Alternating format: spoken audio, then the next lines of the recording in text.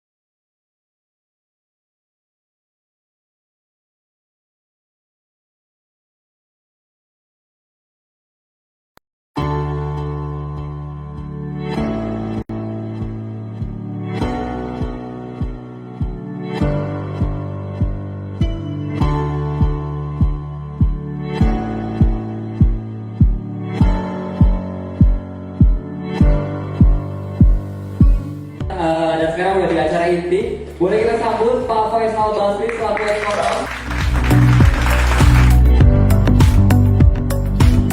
Ekonomi dia turun, kita naik gitu. Itu apakah akan selalu seperti itu gitu?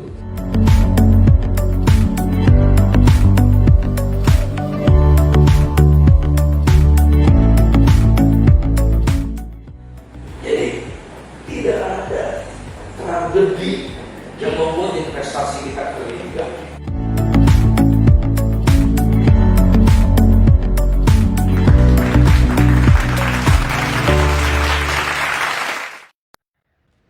Yang bisa menghadapi ini hanya satu, anak-anak muda, Yoters.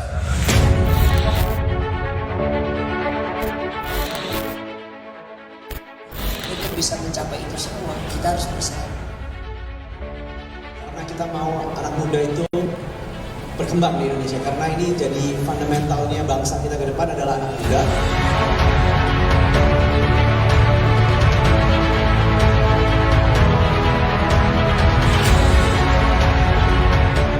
Jangan mau sekedar menjadi serdadu bagi generasi tua, sebab kesempatan justru milik anak muda. Terima kasih yang nonton.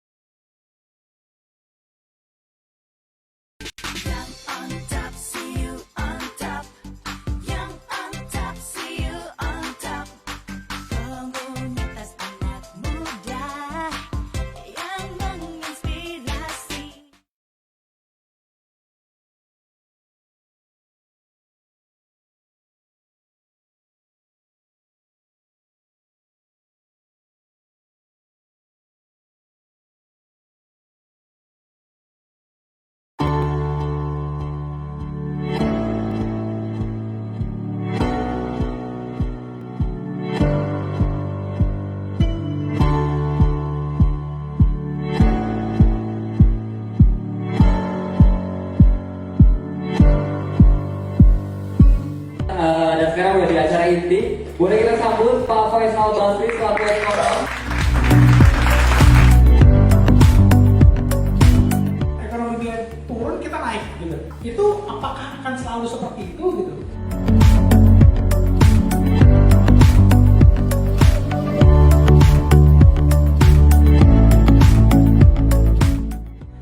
Jadi tidak ada tragedi yang membuat investasi kita terlibat.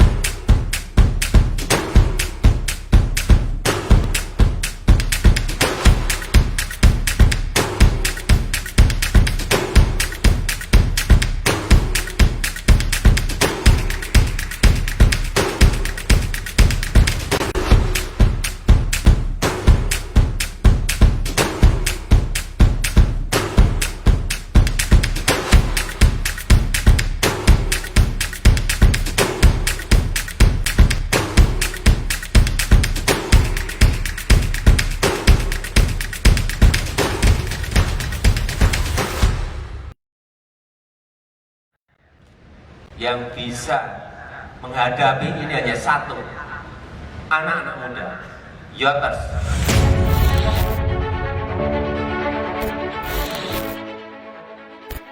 Untuk bisa mencapai itu semua, kita harus bersama. Karena kita mau anak muda itu berkembang di Indonesia, karena ini jadi fundamentalnya bangsa kita ke depan adalah anak muda.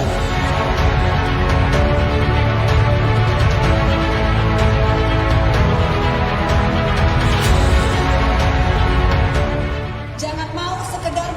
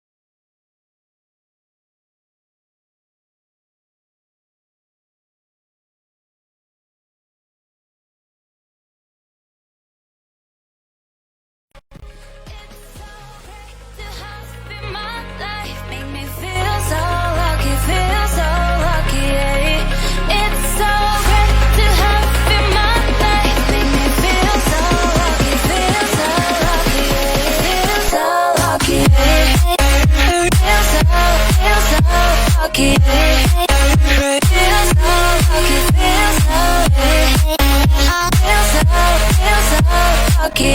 Yoters.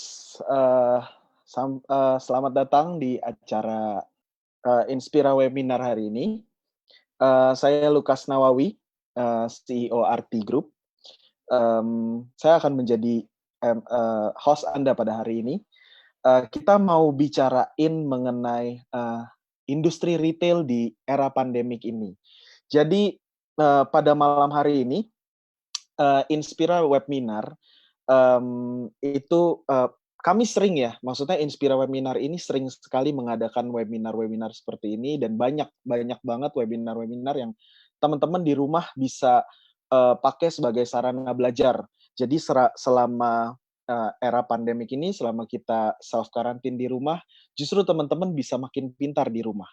Nah, Inspira Webinar juga punya satu komunitas yang diinisiasi oleh yang on top bernama Inspira Networking Club.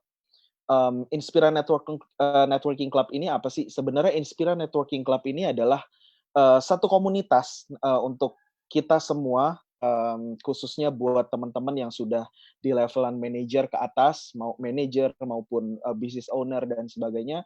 Kalian bisa berkomunitas, bisa punya komunitas networking untuk bisa mengembangkan bisnis teman-teman, bisa belajar sama-sama. Jadi bisa bertukar informasi. Seperti pada malam hari ini juga sebenarnya ini salah satu pertemuan yang rutin diadakan oleh teman-teman di INC ini. Jadi di Inspira Networking Club juga banyak kegiatan-kegiatan offline yang pada nantinya kalau misalnya pandemik ini sudah selesai, kita bisa ketemuan, bisa ada monthly meeting gitu ya INC ini.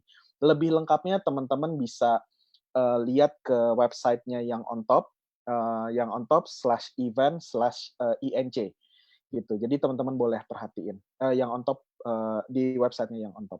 Nah, pada malam hari ini saya juga sebenarnya begitu diajak untuk jadi host untuk acara pada Inspira Webinar pada malam hari ini, dengar temanya aja saya langsung mau gimana pun saya tertarik langsung, oke, ayo saya mau gitu, saya kosongin waktu.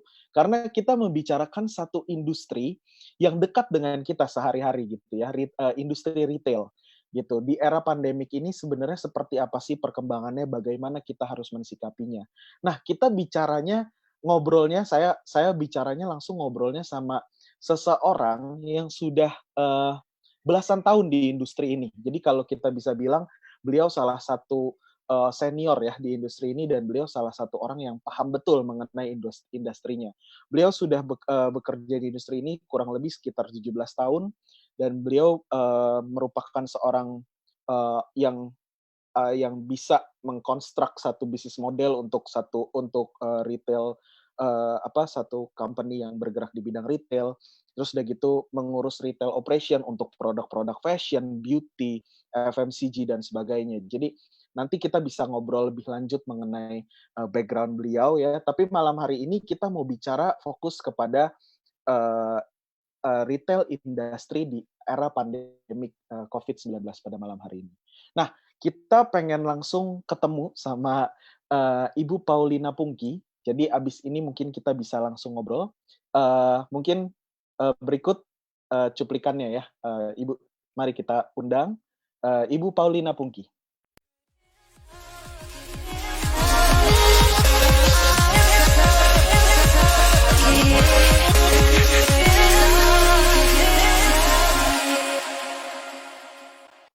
Halo. Halo, apa Halo. kabar? Baik. Gimana Mbak Selamat Pungki? malam. Selamat malam. Karena hari ini bertepatan dengan Hari Kartini, jadi Mbak Pungki langsung pakai kebayanya Ibu Kartini ya pada Pakai kebaya. Oke. Iya dong. Iya. Dalam semangat Kartini harus pakai kebaya. Gimana Mbak Pungki kesibukannya di era pandemik ini gimana nih mensikapi era pandemik ini industri retail tuh gimana keadaannya sekarang? Wah, jawabnya dari mana bingung sih kalau ditanyanya gimana industri Kita retail langsung to dalam the point aja. Jadi katanya poin harus aja ya. kejutan. Harus Spiral hajar. kita itu harus kejutan dari awal, kita topiknya udah langsung gas. langsung Iya. nggak pakai babi ibu. Iya. Kalau tadi ditanya kesibukannya gimana, kesibukannya di rumah udah pasti Ya udah kan. pasti. Apalagi PSBB kan kita semua harus Iya. di rumah. Kalau base-nya di kantor gitu kan, mall pun pada tutup, jadi semua orang basically di Jakarta sekarang di rumah. Iya, betul. Tapi somehow mungkin saya nggak sendirian yang bilang kalau work from home atau kerja di rumah somehow tuh lebih sibuk ya nggak sih? Setuju. Kayak Setuju. waktu udah nggak ada dari Iya, jam betul. 9 jam 5 nggak ada tuh ya Betul. kan. Saya Bangun dari tidur pagi, ambil laptop. iya, saya dari pagi bangun tidur sampai mau tidur lagi, ini duduk di sini aja nih, nggak kemana-mana nih. Ya, atau kemana-mana cuman laptop nempel. Nempel. Ya kan? Saya sempat waktu minggu lalu itu siang sambil konkol pakai handphone sambil masak. Iya, jadi sebenarnya bisa jadi lebih produktif malahan ya. Sebenarnya iya. Cuman problemnya kalau teman-teman saya yang punya anak ribet juga sih ya kan.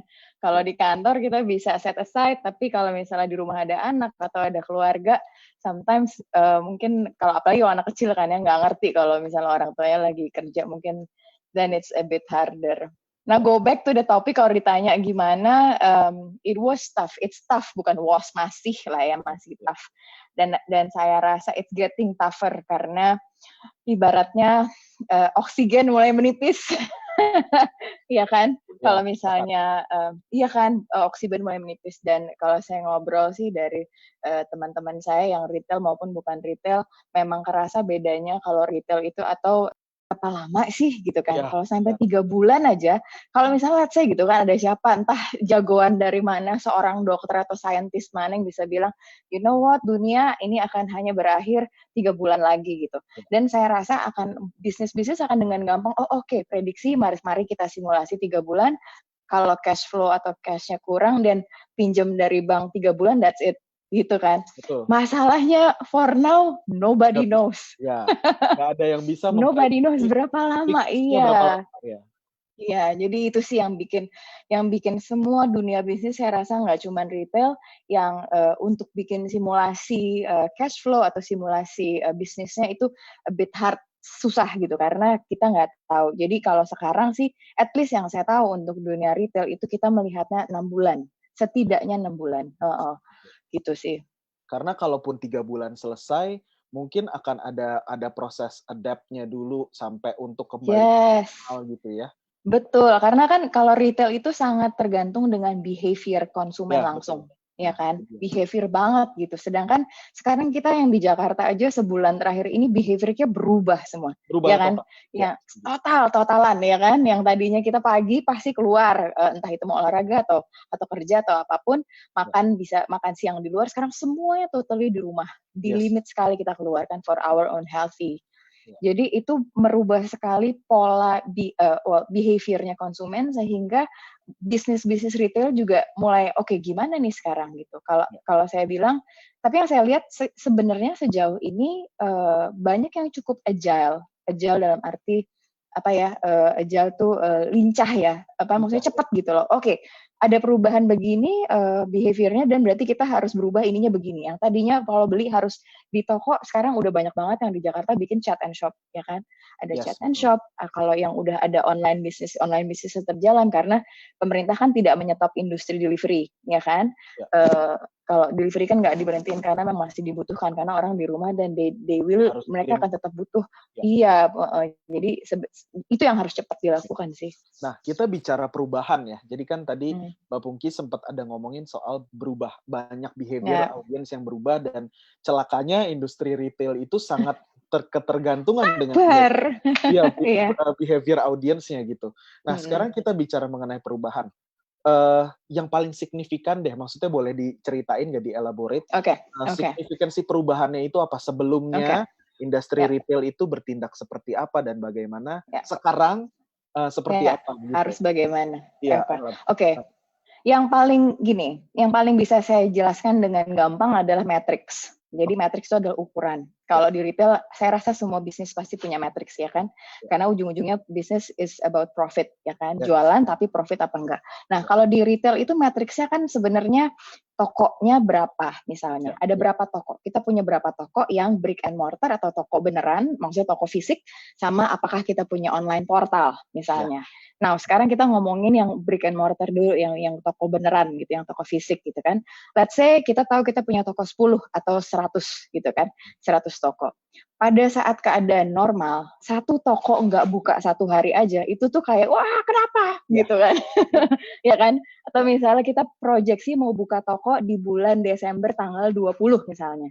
Terus ternyata for some reason, oh no, konstruksinya telat segala macam, sehingga kita harus buka tanggal 22, telat 2 hari. Satu hari. Di dunia retail, itu tuh udah yang kayak, kenapa, why? 2 hari itu hitungannya udah kehilangan sales 2 hari. Bener nggak? Ya. Nah, jadi bayangkan, kalau untuk matriks dunia retail itu semua hitungannya harian, jadi kalau satu hari toko tutup, sedangkan tiba-tiba sekarang, dalam hitungan mendadak, negara atau dunia yang bilang, toko harus ditutup. Iya. Toko harus tutup sampai kapan? Nggak tahu, pokoknya sekarang 2 minggu aja dulu. Nanti habis itu 2 minggu lagi. Habis itu gitu. Dan nggak cuma satu toko, ya kan? Kalau tokonya sekarang, let's say kalau misalnya kita punya 100 toko, dan let's say 70 tokonya di Jakarta, today, 2 minggu dari sejak PSBB, semua tutup, bener nggak? Betul. Ya kan? Jadi bayangkan yang tadinya dalam keadaan normal, ngomongin satu pintu tutup satu hari itu rasanya udah kayak, why, kita kehilangan sales satu hari, satu toko. Jenggot lah ya. Iya, itu 70 toko tiba-tiba drop, oke, mati. Gimana? What do we do? Itu baru matriks ngomongin doors, baru ngomongin toko buka. Terus tadinya kita sangat terbiasa dengan ngomongin matriks lain, kalau misalnya toko buka, itu bukan hanya transactions itu turunan terakhir, tapi let's say traffic, ada berapa orang masuk ke toko. Nah, toko-toko yang masih buka aja, misalnya kayak sekarang toko-toko yang saya tahu banyak mall di Surabaya masih buka, toko di Bali udah buka lagi gitu. Jadi Jakarta dan sekitar yang sekarang masih masih tutup gitu kan. Tapi yang agak luar kota sekarang itu masih atau sudah buka lagi. Nggak tahu kalau nanti akan tutup lagi. Nah, pada saat buka itu, matriks lainnya jalan kan sebenarnya, traffic. Ada berapa orang sih yang masuk ke toko, itu ya kan. Selalu kan harusnya setiap hari dihitung. Misalnya dalam satu hari itu, let's say, satu toko di satu mall A, misalnya, biasanya trafficnya masuk ada 500 orang. Dalam keadaan begini, walaupun di mall dibuka, saya rasa nggak mungkin. Ya kan? Drop tuh semua. Nah, jadi gimana caranya? Berubah semua. Yang tadinya kita mengandalkan traffic, mengandalkan satu traffic masuk di convert menjadi sales, berapa jualannya untuk satu orang, jadi matrix berikutnya tuh ATV-nya berapa, average transactions per value transactions-nya berapa, itu berubah semua, berubah total. Bener-bener kayak tiba-tiba komputernya di shutdown, terus make your new computer, gitu. Oke, berarti ini gitu. Semua matriks, algoritma, perhitungan apa segala macam semua basically berubah total ya Mbak ya? Berubah, iya. Basicnya sama, tapi relevansinya berbeda gitu. Jadi basicnya tetap kita hitung misalnya value per transactions, of course. Traffic, of course. Tapi traffic dari mana? Traffic ke toko udah nggak mungkin dihitung. Udah nggak relevan ya kan? Apakah kalau sekarang kita punya chat and shop, apakah traffic itu adalah orang yang ngobrol sama kita misalnya, ya kan? Jadi itu semua matriksnya sekarang tiba-tiba berubah, yang tiba-tiba menjadi secondary gitu. Secondary dalam arti apa dulu yang duluan? Yang duluan adalah cash dulu masuk gitu kan. Mau apapun matriksnya yang penting jualan dulu. Iya benar. Berarti ini sebenarnya berhubungan sekali sama webinar Sabtu kemarin dari Pak Billy Boon, itu membicarakan tentang the new normal. Berarti ini welcome to the new normal ya. Iya. Kalau ini kita sekarang ngobrolnya sekarang nih, udah 1 bulan. Coba kalau aku diajak ngobrolnya di minggu pertama, mungkin mukanya belum senang ini. masih kaget-kaget ya berarti ya. Mukanya masih yang kayak masih ngambang. Iya. Nah, aku kan jadi gini, mungkin saya jelasin sedikit kali ya. Beliau ini Mbak Pungki ini sebagai Country General Manager dari Valiram Group. Valiram Group kan, saya sebutin brand-brandnya aja Mbak Pungki, nggak apa-apa ya? Boleh ya. Ya, Valiram Group kan sure, nggak apa-apa. Iya, pegang banyak brandnya. Mungkin teman-teman di sini banyak yang udah dengar Michael Kors, terus udah gitu Bath and Body Works, Victoria's Secret ya produk-produknya. Jadi sebenarnya itu kan apa ya istilahnya brand-brand yang sering banget kita ketemuin di mall. Jadi kita ketemuin di pusat-pusat perbelanjaan. Nah, itu yang sebenarnya dari tadi Mbak Pungki bicarain, ini sangat relate sebenarnya, itu yang dialami berarti ya. Ya, Itu benar. berarti hal tersebut yang sangat dialami ya Mbak Pungki. Sangat, iya. It's really benar-benar sekarang itu kejadian. Oke. Nah, kalau kita bicara mengenai keadaan saat ini, mengenai perubahan yang tadi Mbak Pungki bicara segala macam. Nah, strateginya, oke, kita nggak usah bicara harusnya bagaimana, tapi yang dilakukan sama Mbak Pungki dan tim deh, di brand-brand yang Mbak Pungki handle, secara strategi boleh di-share nggak Mbak? Boleh. Cara adjust untuk keadaan seperti ini, gimana cara kita untuk overcome the situation gitu loh. Right, ya. Kalau menurut saya, setiap orang pasti punya beda-beda strategi ya. Tapi kalau menurut saya, kalau menurut saya yang paling penting nomor satu adalah buka mata dan terima keadaan. Itu dulu gitu. Jadi maksudnya di minggu-minggu pertama, kedua mungkin saya masih udah mulai buka mata, cuman maksudnya most of us, kebanyakan dari kita mungkin masih kayak nggak mungkin ini terjadi gitu, atau enggak paksain buka paksain jualan, oke kita jualan online, masih tetap fight and flight mode-nya tuh masih jalan. Tapi sekarang setelah 1 bulan jalan dan kita mulai baca berita di dunia juga, udah di negara lain udah 2 bulan, 3 bulan gitu kan, kita juga sekarang mungkin angkanya juga masih dalam keadaan begini, belum plato gitu kan, belum turun ya kan. Jadi menurut saya strategi nomor pertama atau key pertama adalah buka mata dulu. Buka mata dan terima keadaan. Kenapa? Karena kalau udah kayak gitu dan kita mulai tenang dan kita bisa refleksi ke belakang. Kan kita udah 1 bulan nih. Ya kan? Efektif dari mulai Presiden Jokowi bikin announcement bahwa dia menyarankan semua orang untuk tetap di rumah apa segala macam karena udah mulai meledak dari 2 orang jadi banyak. Itu kalau nggak salah tanggal 15 Maret. Jadi udah 1 bulan. Jadi udah 1 bulan. So sebenarnya secara bisnis retail kita udah bisa ngelihat efeknya 1 bulan ke belakang ini gimana angkanya, gitu. Angkanya udah gimana dan all of our kalau kita kecelakaan kan first aid kit ya, pertolongan pertama pada kecelakaannya sudah dilakukan pasti, ya kan? Nah itu bagaimana efeknya, gitu. Jadi kita udah bisa at least sekarang melihat ke belakang 1 bulan ini apa semua yang kita lakukan itu gimana resultnya. Nah cepet-cepet bikin simulasi. Jadi pertama karena kita udah buka mata, sadar oke, ini akan beginilah keadaan sekarang dan mungkin ini akan terjadi sampai 3 bulan ke depan or bahkan 6 bulan misalnya. Gitu kan. At least 3 bulan ke depan sepertinya ya kan. 6 bulan kalau misalnya kita ngitung dengan misalnya let's say Juni Juli udah buka lagi tapi pasti kita semua masih reluctant untuk datang ke mall segala macam ya kan. Jadi jaga banget ya. Betul, jadi strateginya adalah yang pertama setelah kita sadar, buka mata dengan tenang. Oke, kita lihat angka. Again, data itu penting sekali. Jadi kita lihat nih dari 1 bulan terakhir kemarin dengan segala usaha kita, dengan first P3K kita, itu angkanya gimana? Nah, dari situ kan bisa kelihatan sales kita dari segala macam usahanya P3K kita tadi itu berapa? Dengan apa sih cost yang kita bisa kurangin? Ya kan? Contoh kalau di kita secara grup kita langsung lihat di 1 bulan kemarin terakhir itu cost of kita melakukan operations berapa, sales-nya berapa. Kelihatan tuh ada negara yang misalnya ini segini, sales-nya masih tetap di atas, ada yang udah di sini gitu loh. Nah, kayak gitu-gitu itu bisa membuat kita nanti akhirnya bikin another strategi gitu. Apakah kita harus cutting cost, apa yang dikurangin. Gitu. Contoh kalau misalnya di kita ini aku bisa share sih, di kita dulu pertama kali di minggu pertama atau kedua aja begitu kita tahu ini kejadian, pertama yang kita cut adalah marketing. We are doing zero spending on marketing, zero spending gitu. Karena kenapa? Karena kita karena kita sadar, sekarang seluruh dunia nggak cuma Indonesia, nggak cuma Jakarta, seluruh dunia lagi menyarankan orang-orang untuk diam di rumah, gitu kan. Terus orang lagi panik untuk beli masker, beli ini, belanja rumah, segala macam gitu kan. So what's the point spending untuk marketing? Marketing itu apa sih? Marketing kan ngajak orang untuk ke toko atau ngajak orang untuk belanja, ya. So buat kita kemarin itu yang kita cut duluan. Jadi zero cut on spending. Gitu. Jadi tapi again setiap retail bisnis atau setiap bisnis atau industri pasti beda-beda. Tapi sebenarnya kuncinya sama. Jadi setelah buka mata sadar, oke, kayaknya sales kita akan ngapnya segini nih gitu. Harus harus bisa ngelihat dan nerima bahwa at least sales pasti drop at least itu expected. udah expected banget gitu, dan saya udah cross check kemana-mana at least 50%. Kemana-mana tuh maksudnya berbagai macam industri dan berbagai macam jenis retail bisnis dan berbagai macam negara gitu. 50-90%, can you imagine 90% gitu kan? 90%. Nah, jadi dari situ yes Singapura kan, grup kita kan ada di Southeast Asia ya.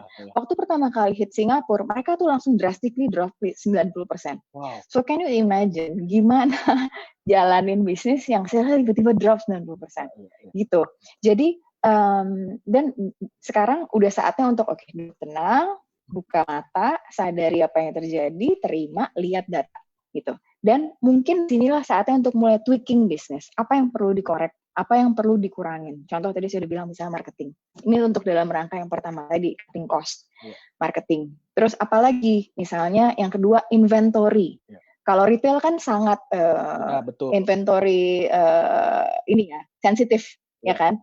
Karena kan kita jualan barang gitu kan. Kalau nah, pasti ada, kita punya stok barang atau sebutannya inventory gitu kan, punya stok barang gitu. Nah, itu adalah cash sebenarnya. Karena hal-hal yang sifatnya new development di hold dulu gitu. Dan jadi ibaratnya ego tahan dulu gitu. Nggak apa-apa, tetap bukan berarti terbengkalaikan, nggak apa-apa tetap terus di planning segala macam, by the time it's ready tinggal di launch, tapi dalam arti jangan ngeluarin cash untuk itu gitu. Jangan ditahan cashnya untuk itu. Terus itu tadi saya ngomongin, terus inventory gini, inventory itu cash yang udah jadi barang, ya kan? Kan kita pasti beli, atau kita produksi pasti kita beli materialnya untuk dijadiin barang jadi gitu kan, itu kan duit, ya kan? Nah sekarang kalau misalnya barangnya numpuk atau kita punya barang, nggak usah numpuk, cuman kita punya barang nih, ya kan? Nah tadi kan kita prediksi nih kayaknya keadaan bakalan 3 bulan kayak begini, or malah 6 bulan. Nah bayangin kalau ini barang nggak bergerak, ini kan jadi barang mati, ya kan? Sedangkan yang saat ini kita butuhkan adalah oksigen, aka cash, gitu.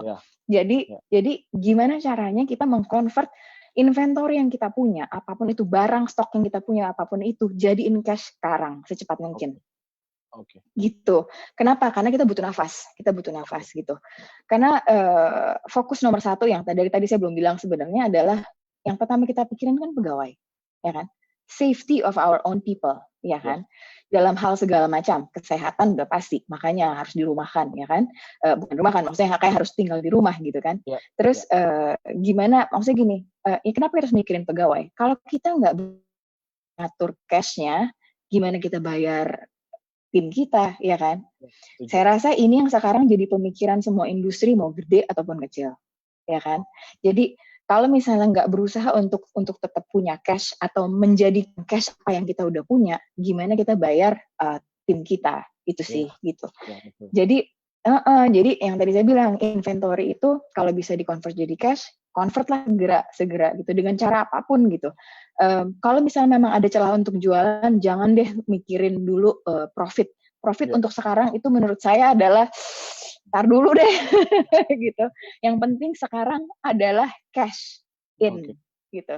Ya cash in gitu. Jadi sebisa mungkin jualan dulu. Kalau memang ternyata harus sedikit berdiskon atau lebih banding harga supaya orang beli, yang penting nggak terjadi penumpukan barang yang malah nggak bisa diapa-apain gitu. Dan kita nggak bisa ngapa-ngapain karena kita nggak bisa bayar pegawai. Might as well jadiin itu cash, dijual gitu, ya kan? Gitu. Nah, pertanyaan lagi nih sekarang, tapi gimana kalau barang ini nggak bisa dijual dalam keadaan sekarang karena orang lagi hold spending misalnya, atau barangnya udah nggak relevan sekarang. Gitu. Itu misalnya, dia. Tadi pertanyaan saya berikutnya mau ke sana tuh. Iya, kan sebenarnya nggak semua barang bisa. Contoh aja deh, kayak misalnya sekarang kita kalau Bath and Body Works itu masih bisa jualannya alhamdulillah lancar. Kenapa? Karena kita banyak jualan hand soap, ya kan? Banyak hand soap, banyak hand sanitizer. Ya kan, warna-warni, banyak bau lagi gitu kan, banyak aroma. So it's easy to sell. Dan mungkin orang-orang masih relevan, atau misalnya bisnis industri makanan, ya kan, industri sabun, industri apapun yang orang sampai sekarang walaupun dia di rumah dia masih konsum, walaupun di deliver itu sebenarnya masih bisa jalan, ya kan. Cuman triknya adalah gimana deliver ke rumah, itu aja yang mesti dipikirin. Kalau tadi nggak ada sistem delivery atau tadinya nggak ada portal, how do you do it now? Itu PR-nya gitu. Tapi kan kuncinya pertama yang tadi saya bilang, gimana supaya inventory yang ada sekarang di flash, dikeluarin, dijual gitu. Betul. Nah, kalau misalnya barangnya nggak relevan, ini PR-nya. Jadi misalnya, contoh kalau misalnya kita jualan barang yang cukup luxury, contoh, let's say ngomongin desainer lokal deh, ya kan? Desainer lokal kan, it's a very good business ya kan? Before, tapi di hari gini, siapa yang mau beli baju luxury, ya kan? Siapa yang mau beli tas luxury? Mereka pasti mikir 2 kali, ya kan? Mikir 2 kalinya apa? Karena misalnya, oh my God, bentar lagi mau lebaran, THR harus keluar buat tim dulu.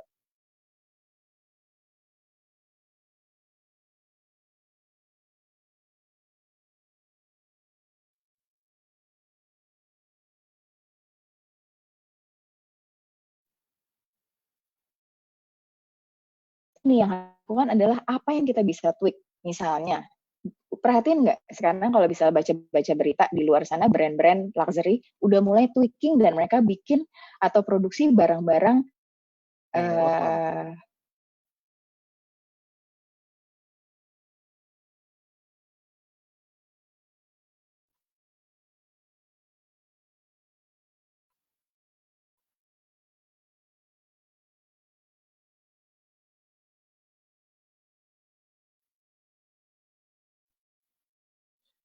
Ya, sepertinya Mbak Pungki tadi ada problem teknis ya, glitch teknis sedikit, nggak ada masalah. Oke. Sekarang udah nggak? Sekarang udah nggak atau masih? Udah oke. Nah, aku sekalian mau info nih ke teman-teman semua yang sambil nonton sekarang. Di akhir kita akan ada Q&A sama Mbak Pungki. Jadi mungkin boleh dikasih pertanyaan-pertanyaannya. Nah, akan ada hadiah nih untuk 2 orang yang pertanyaannya paling menarik. Nanti akan dapat tiket gratis untuk Inspira Webinar berikutnya bersama Rico Huang. Nah, Rico Huang ini nanti akan bahas banyak mengenai bisnis juga. Jadi mengenai bisnis, gimana cara penetrate juga dalam keadaan seperti ini. Khususnya kalau Rico Huang itu banyak fokus di digital marketing. Nah, mungkin kita boleh lanjut kali ya, Mbak Pungki. Tadi ngebahas udah sampai pembahasannya mengenai sampai mana ya? Sampai kalau misalnya barangnya nggak bisa dijual. Barang nggak bisa dijual, betul. Oke. Yang nggak relevan. Nah, ya kalau kayak gini saatnya kita mesti udah cari akal gitu. Ini yang tadi saya bilang, sempat saya mention, mungkin menuntut kita untuk agak sedikit tweaking bisnis model. Bisnis model mesti diputar dikit. Contoh, kalau misalnya tadi saya bilang, banyak kalau saya baca-baca nih gitu ya, sekarang industri-industri yang luxury, contoh mobil atau designer atau mungkin luxury hotel, mereka ganti bisnis model sekarang. Bukan ganti, tapi tweaking bisnis model yang sekarang relevan dengan keadaan. Contoh, banyak sekarang designer yang mulai produksi masker kain. Iya. Everybody needs masker kain, ya kan? Ya kan, masker kain, dan karena kan disarankannya kain, karena kalau yang masker yang kedokteran itu untuk tim medis, ya kan? Sebaiknya kita nggak ngambil jatah mereka, kan?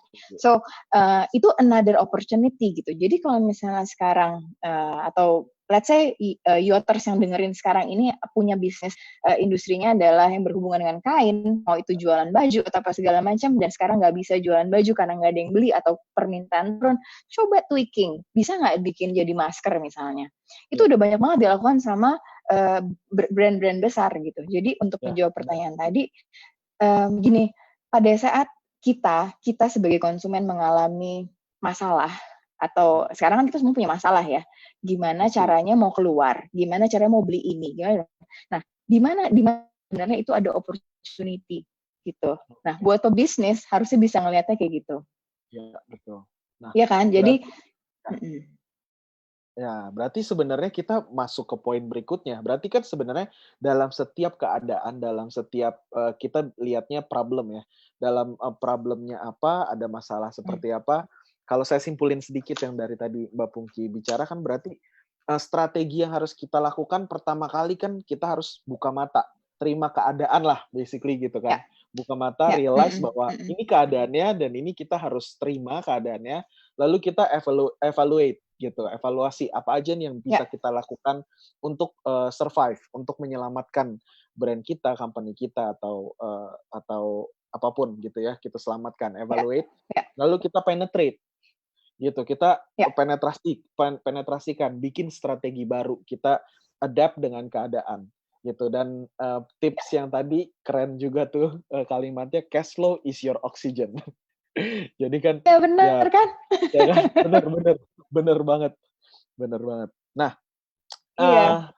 oke, kita Terus bicara mengenai paling satu lagi yang mau tambahin. apa?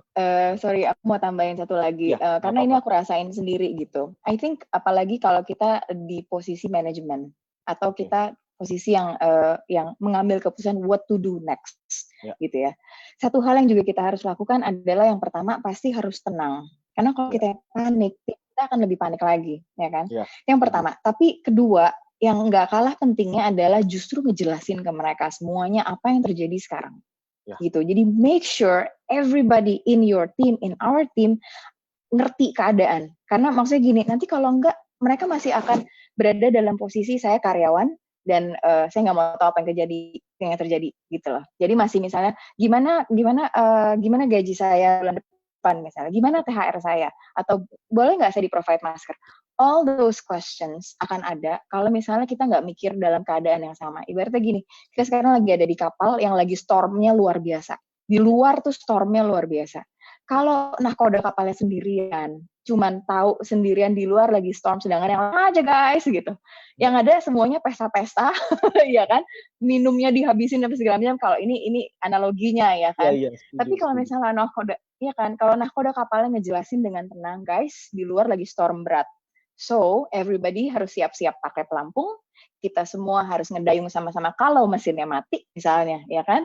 Terus, jangan terlalu goyang ke sana kemari supaya kapalnya nggak makin begini-begitu, ya, nah kayak gitu. Jadi, menurut saya itu penting, karena makin kesini akan makin berasa bahwa teamwork di dalam keadaan susah kayak gini tuh pentingnya luar biasa, gitu. Jadi jangan anggap remeh, jangan anggap remeh bahwa oh ini hanya keputusan manajemen. No.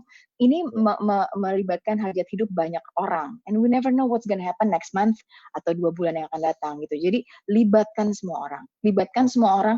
Take the time untuk bener ngobrol sama semua orang, guys. This is what's going on. This is what's happening. Ini yang terjadi di keadaan kita sekarang. So, kita sekarang harus A, B, C, D. So, everybody knows. Jadi, transparan. Ya, oke. Gila ya, ini poin paling penting sebenarnya. Ini mau di industri retail, buat teman-teman di industri lain pun sebenarnya yang namanya struktur organisasi bisnis, ya retail mungkin paling kena efeknya karena kan benar-benar banyak ya Mbak Pungki ya. Mau ada tim lapangan, ada tim manajemen ya, ada tim back office-nya dan sebagainya. Itu semua kan harus relate gitu ya. Harus satu kepala. Gimana caranya kita melibatkan mereka semua, seluruh tim untuk berpikir ke arah yang sama. Istilahnya sadar bareng gitu seluruh tim gitu ya. Sadar bareng, benar. Iya. Nah, oke. Derita ditanggung bersama. Iya. Ini pertanyaannya udah mulai masuk banyak nih Mbak Pungki. Tapi aku punya satu poin lagi. Sebenarnya menurut aku kita perlu bahas. Mengenai di balik setiap masalah.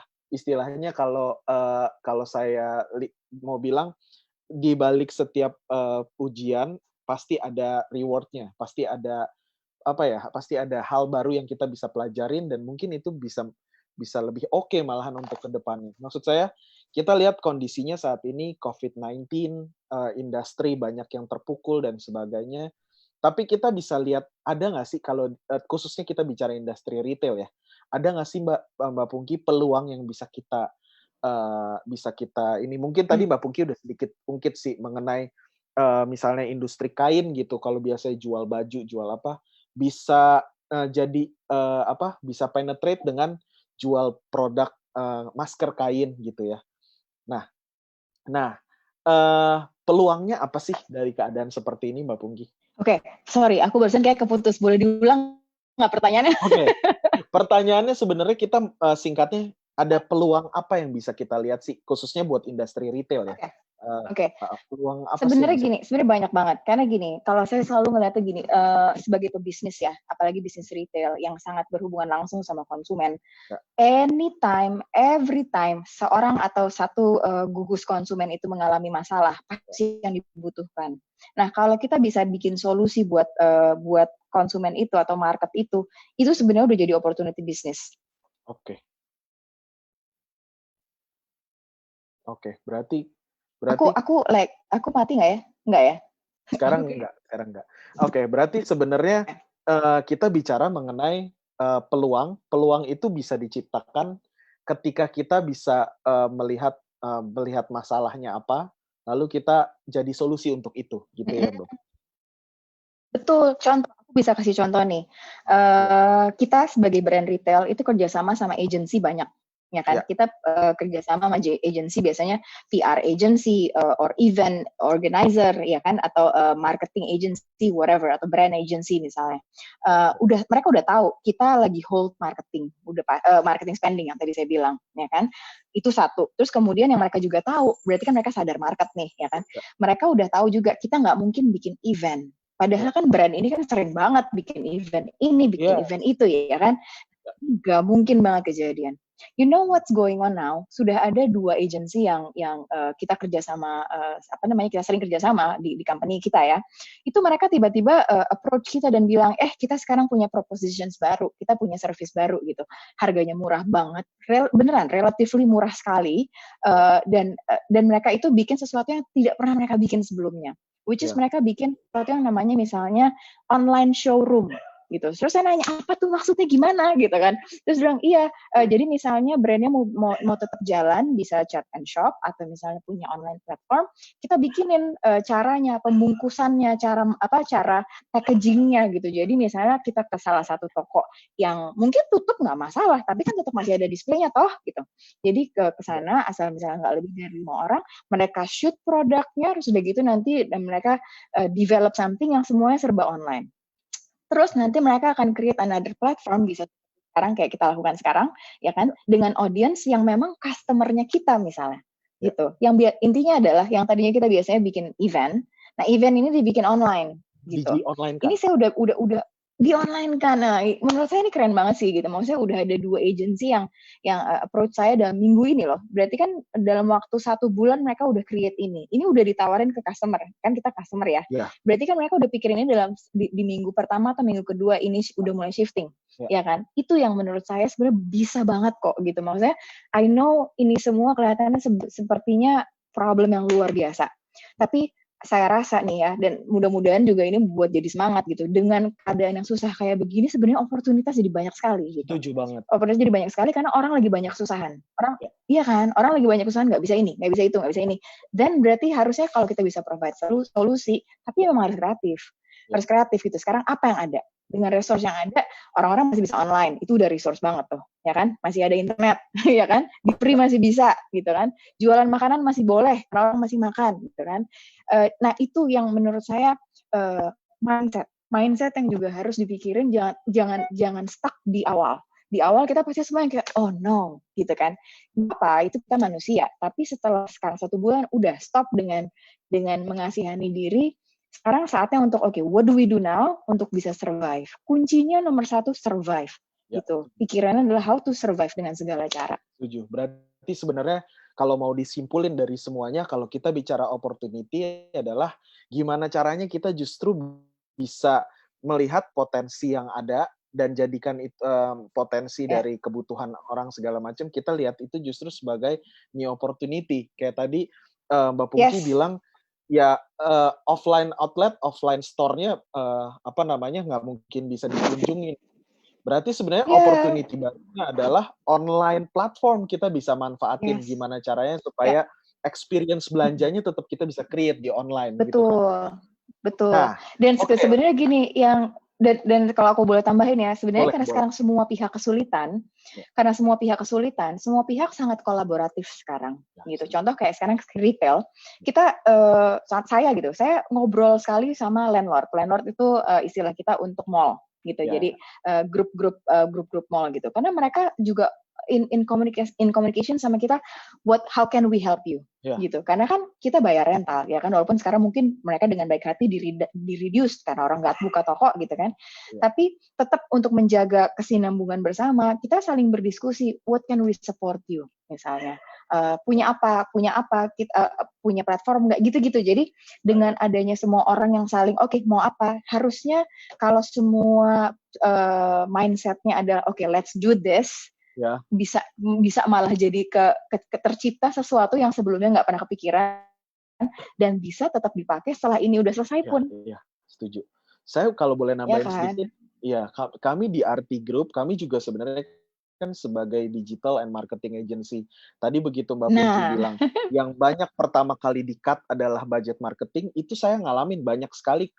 Maksudnya justru kalau dari kami yang saranin, malahan ada beberapa klien yang kami saranin, mendingan hold dulu budget marketing untuk ini, yang kalian mesti fokus create online platform kalian. Maksudnya perbaiki online platform, gimana caranya online presence kalian perbaikin dulu. Karena saat ini audiens itu akan lebih banyak fokusnya di online nih sekarang, istilahnya nggak bisa kemana-mana kan ya, jadi kan mesti buka handphone, buka laptop dan sebagainya. Nah, Mbak Pungki, kita mau mulai jawab pertanyaan ya. Oh iya, ini kayaknya udah banyak nih. Banyak banget nih, saya dari tadi disuruh cek grupnya, cuma tadi ketemuan ngobrol sama Mbak Pungki. Nah, ada beberapa pertanyaan, mungkin bisa ini ya dari Mas Rikison. Mas Rikison nanyanya banyak nih. Strategi apa yang akan dilakukan jika pandemi ini berlanjut sampai akhir tahun? Ini mungkin ini pertanyaannya untuk general, tapi kalau Mbak Pungki boleh nggak dijelasin sedikit untuk industri retail gitu? Boleh. Jadi gini, sebenarnya ini jawaban saya mungkin nggak hanya akan relevan sama retail, sebenarnya mungkin semua bisnis. Kalau boleh ngomong jujur, saya rasa semua company besar, terutama besar ya, besar atau kecil harusnya, tapi setahu saya harusnya company besar sampai sekarang sudah melihat worst scenarios. Yang tadi saya bilang di awal, bikin simulasi itu harus bisa bikin simulasi yang 3 bulan, 6 bulan, dan paling buruk. Misalnya kalau ini setahun gimana? Gitu. Jadi, nah sekarang saya mau menjawab pertanyaan siapa tadi, Mas Riki ya, kalau ini sampai akhir tahun gimana? Berarti kan, let's say itu udah lebih dari 6 bulan ya, hampir 9 bulan gitu kan. Dan, sorry to say, kita kembali ke P&L kita harus lihat jangka panjang apa yang harus dirubah. Misalnya gini, kita udah tahu dalam 1 bulan kemarin jualan kita berapa turunnya, ya kan? Kelihatan gitu, jadi kita tahu. Nah, angka itu jadikan pegangan kalau itu misalnya sampai ke akhir tahun, which means kali aja tuh, kali berapa, 7 bulan sisanya misalnya. Kali 7 bulan sisanya, ya kan, kali 7 bulan sisanya, dengan duit yang segitu, cash yang segitu, atau oksigen yang segitu, apa yang kita bisa biayain, gitu. Kalau misalnya tadinya marketing spending di-cut, apakah kita akan cut itu sampai selama 7 bulan? I don't know, tergantung. Kalau misalnya nantinya kita bisa bikin sesuatu online portal di bulan ketiga, berarti kan then you will need a little bit of marketing, ya kan? Karena untuk supaya ada sales-nya misalnya. Nah, tapi then apalagi yang kita perlu utak-utik? Yang paling pahit adalah harus touch staff, gitu. Yang sekarang udah mulai kerasa. Kita nggak bisa tutup mata gitu, nggak tutup mata bahwa sudah banyak sekali big retailers yang mau nggak mau mereka harus merumahkan, harus lay off, merumahkan atau mungkin yang kontraktual diberhentikan kontraknya gitu. Kenapa? Karena itu tadi mungkin mereka sudah melihat bahwa ini nggak akan cuma 3 bulan itu. Ini udah kita akan bikin worst scenarios dalam 6 bulan atau bahkan 7 bulan dan mungkin kita tidak butuh yang tadinya misalnya pegawainya 200 orang gitu ya. Di toko nggak butuh 200 orang. Misalnya we can live with 100 untuk sekarang. Karena kenapa? Karena tadi salesnya udah kelihatan akan ngempes gitu kan. Atau misalnya toko ditutup, paling untuk chat and shop atau untuk online shop kita nggak butuh sebanyak itu. Misalnya begitu. Jadi ini pahitnya. Tapi sorry to say sebagai businessman atau sebagai kita yang pebisnis, kita harus melihat worst case scenario. Gitu. Kalau nggak salah saya dulu pernah baca bukunya pendirinya Sony, CEO and foundersnya Sony. Dia punya buku bagus banget judulnya Only the Paranoid Survives. Maksudnya itu. Jadi maksudnya adalah kita harus mikir worst case-nya. Kalau worst case itu gimana, itu terjadi, kita harus gimana gitu. Jadi sehingga kalau nggak sampai worst, kan kita tetap selamat gitu, ya kan? Tapi walau memang pahit dalam arti apa? Pada saat kita harus mengurangi pegawai, pada saat kita harus merumahkan pegawai, itu akan bitter banget. Saya rasa sekarang most retail sudah menelan potong gaji. Saya pun gitu. Jadi itu again itu udah the new normal. Ya harus diterima aja gitu. Tapi kuncinya dan kuncinya itu tadi, kuncinya adalah ajak ngomong semuanya, beri pengertian semuanya, sehingga ketika misalnya kita bilang, guys, maaf kalau sekarang kita harus mengalami pengurangan gaji begini-begini, they all understand why. Ya. Semua ngerti kenapa, dan semua ngerti bahwa, oh you know what, dikurangi gaji masih lebih baik daripada saya di PHK, gitu. Ya. Kita bisa ngeliat di berita, mungkin udah banyak perusahaan yang PHK, gitu-gitu kan. Ya, benar. Dan ini sebenarnya dialamin sama semua, jadi mestinya ya, kita semua sama-sama ngalamin, jadi semua sama-sama paham dengan keadaannya. Betul, jadi kalau menjawab pertanyaannya Mas Riki tadi, menurut saya simulasi lebih jauh, jadi simulasi dengan keadaan 1 bulan terakhir ini lebih jauh, terserah mau 1 tahun, mau 7 bulan, and then dari situ dikutak-kutik aja, itu kan semua matematika ya, dikutak-kutik aja gitu, cost apa yang kita bisa tekan, yang kalau misalnya tadi saya bilang, kalau sorry to say harus touch staff cost, ya mungkin dalam keadaan ini itu yang harus dilakukan gitu. Ya. Nah, terus ada dari Juan Ten. Kalau marketing dikurangin, nah ini nyambung nih pertanyaannya. Kalau marketing dikurangin, cara meningkatkan sales kembalinya gimana, Bu? Oke, gini. Percaya atau nggak percaya, kita di grup kita ya, kita udah cut marketing cost 1 bulan, tapi kita masih bisa jualan. Kenapa? Karena semua yang kita lakukan marketingnya masih dilakukan, tapi semuanya free cost. Gitu. Jadi maksud saya, ketika nah itu yang tadi saya bilang mindset juga gitu. Jadi ketika kita bilang marketing spending di cut atau di zero kan, bukan berarti kita tidak doing any marketing. But we do marketing anything that's free. Gitu.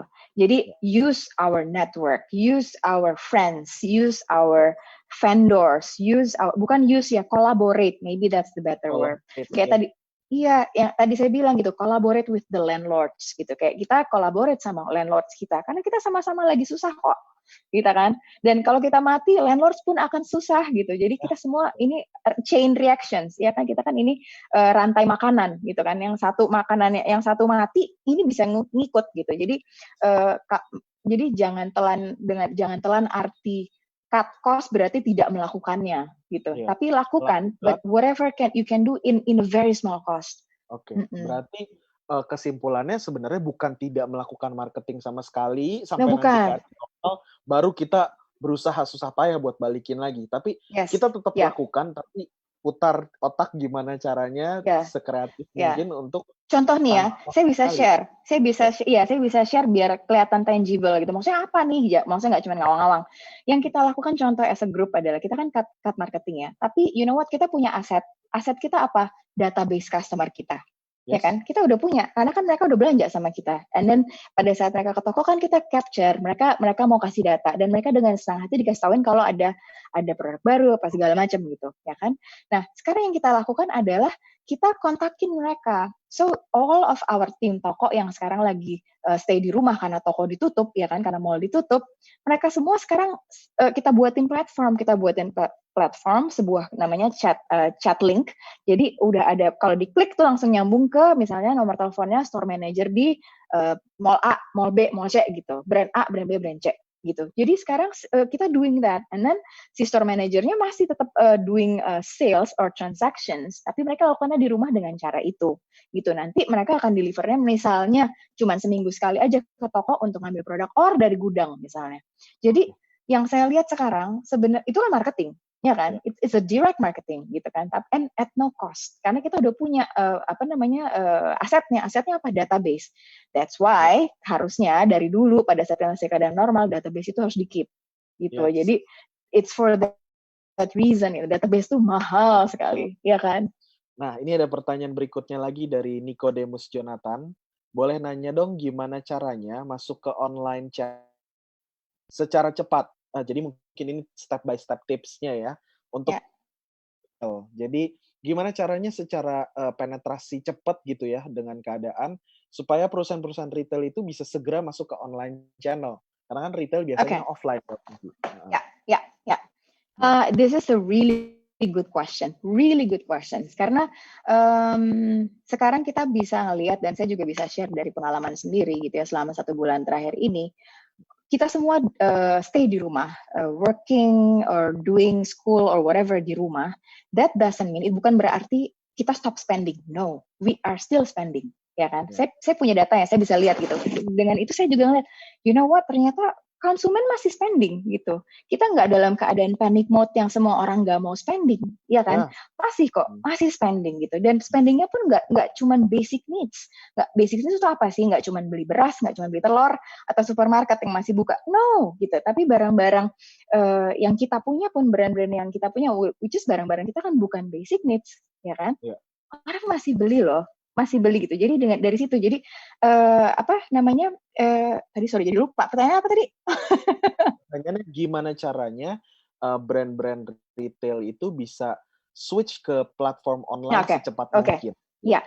So, knowing that sebenarnya customer masih spending, berarti kan solusinya adalah how we make it simple to customer untuk beli, ya kan? Karena sama brand-brand kita di grup kita tadinya nggak ada online-nya semua, for some reason, karena memang kontraktual kita tidak bikin kontrak untuk kita bisa untuk online dengan principal brand gitu kan. Tapi dalam keadaan seperti ini, then it is our obligations untuk quickly do that. Meaning apa?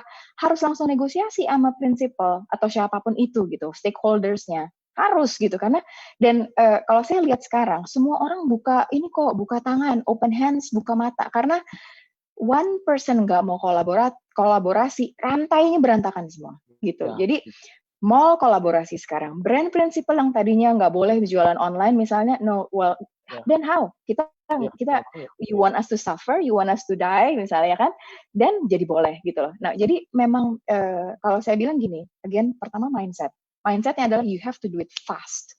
Jadi agility is number one gitu. Jangan lagi kayak dulu, maksudnya bukan kayak dulu. Kalau pada keadaan normal kita bisa mengenyampingkan itu karena you know what, kita masih bisa punya toko. Ya kan, so jualan aja gitu. Punya portal online is nice to have, tapi kalau misalnya sekarang yang ini mati, then you can only sell on online kan. So whatever you need to do it now fast gitu.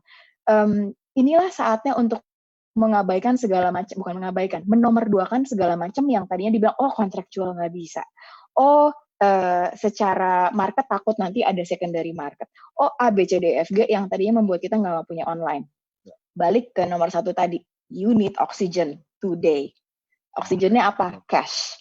Ya, so itu. Jadi maksudnya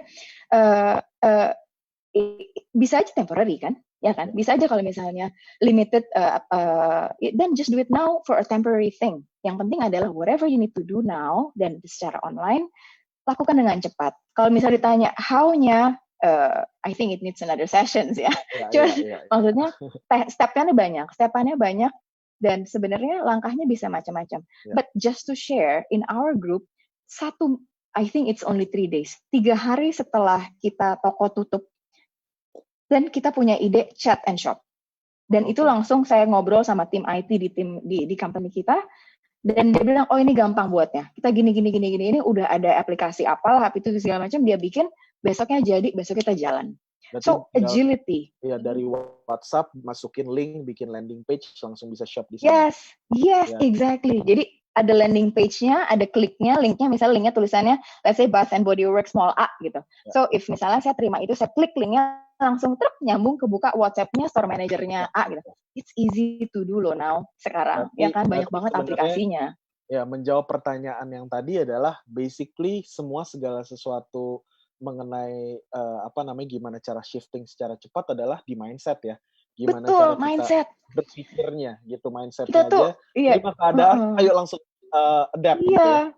Saya tuh ngelihatnya tuh nggak, sekarang tuh kita kayak lagi ada di simulation game. Tiba-tiba jeder ada masalah, terus sebenarnya sourceful-nya, resource-nya itu banyak ada di mana-mana. Cuman kita harus punya mindset bahwa I can survive.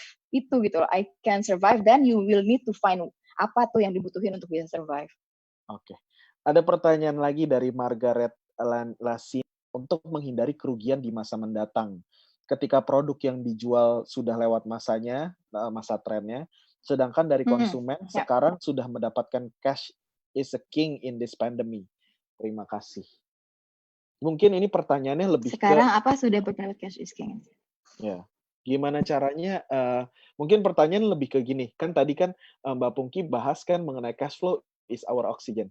Nah, berarti gimana Ya, caranya ngebuang-buangin nih, maksudnya cepet-cepetan, ya, kosongin inventory, ya. terlebih dari mungkin dari awal tahun atau dari namanya bisnis plan satu company retail kan mereka pasti punya planning, oke di April, Mei gua harus tumpukin nih, apa namanya, Ya, inventory gitu loh. ya, Nah ya. ini gimana Gini, caranya gini. supaya Ya, ini sebenarnya kembali ke yang tadi saya sempat bilang, ketika kita mau flashing inventory dalam keadaan sekarang, which is profit nomor 2 tapi cash nomor 1, itu kita harus mikirin margin. Jadi dalam arti mikir margin maksudnya gini, kan kita butuh cash sekarang dan kita punya barang nih, ya kan? Barang yang tadinya misalnya dijual dengan harga normal atau full price itu let's say biasanya satu hari bisa jual 10 misalnya, gitu ya. Ini ngomong apa namanya perumpamaan ya. Misalnya dengan harga normal 10. Dengan cost-nya misalnya cost-nya itu 30% dari harga normalnya gitu. Sekarang kalau misalnya kita kasih diskon 50%, berarti kan masih ada margin 20% kan? ya, Ya kan? Masih at least masih ada untung 20%. Walaupun sekarang kalau ngomong, tapi kan mesti bayar gaji apa segala.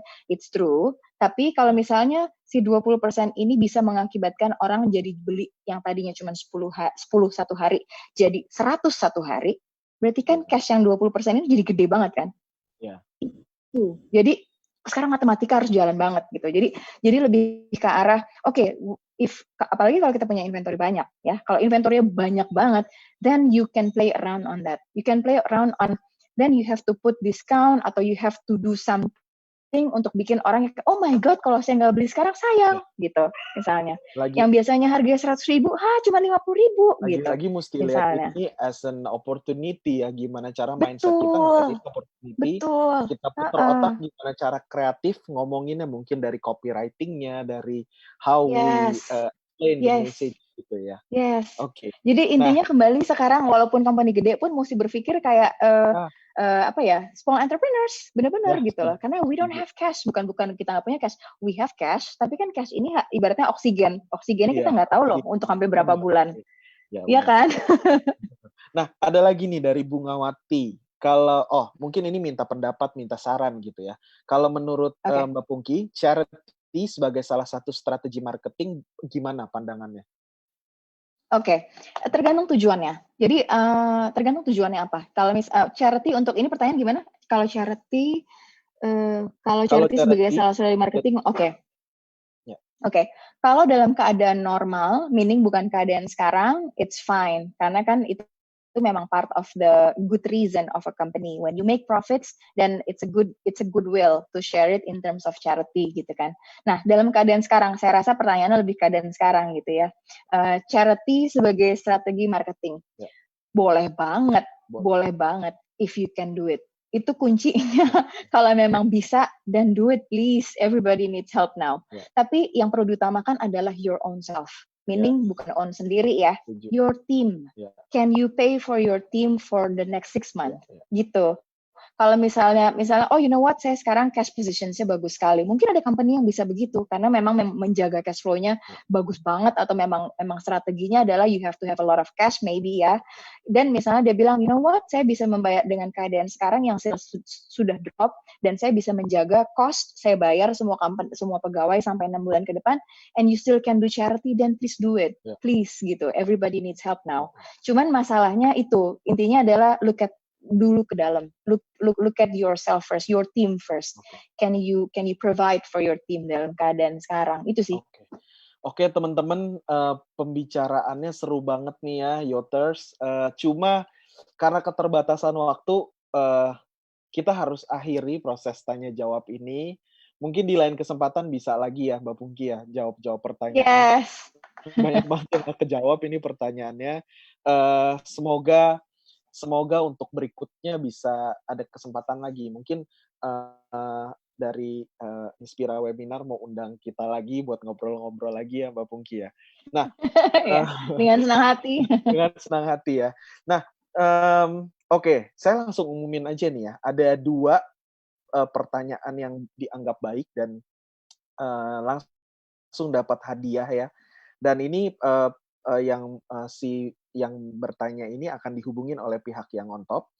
Yang pertama dari Nicodemus Jonathan, yang kedua dari Margaret Lasini. Ya, kalian dapat hadiah.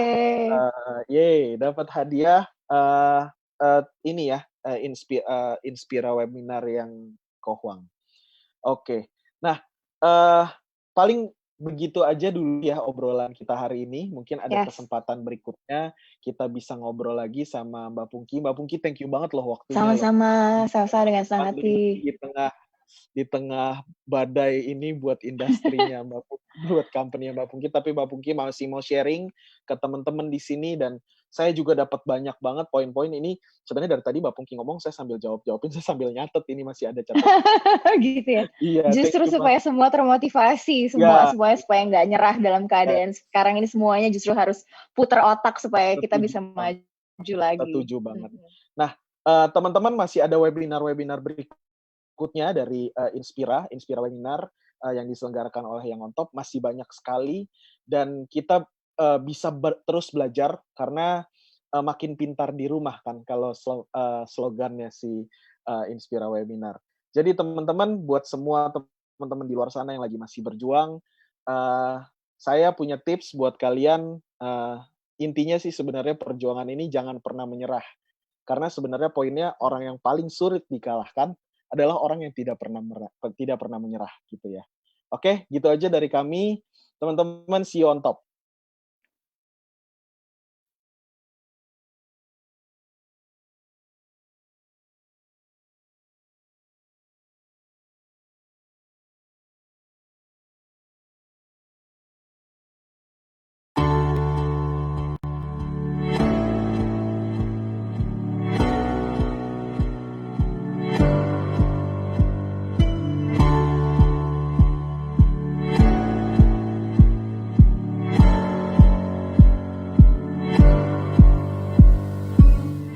Dan sekarang udah di acara inti, boleh kita sambut Pak Faisal Basri selaku ekonom. Ekonomi dia turun, kita naik gitu. Itu apakah akan selalu seperti itu gitu?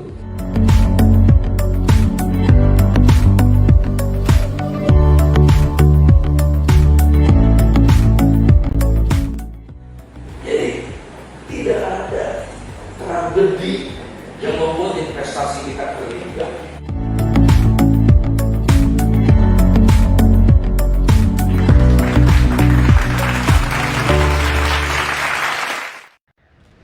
Yang bisa menghadapi ini hanya satu, anak-anak muda, Yoters.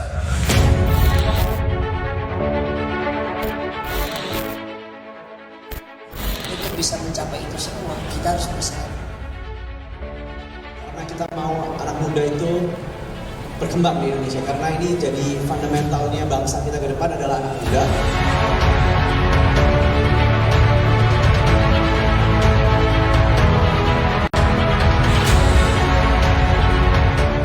Jangan mau sekedar menjadi serdadu bagi generasi tua, sebab kesempatan justru milik anak muda. Terima kasih yang nonton.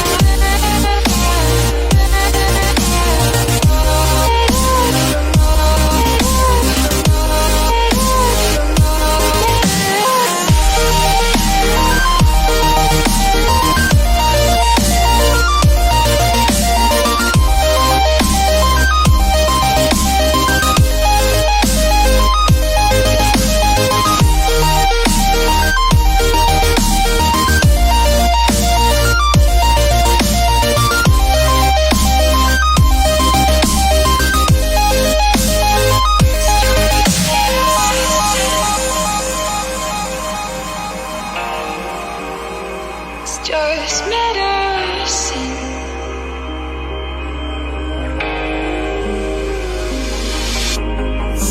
You could still be what you want to, what you said you were when I met you.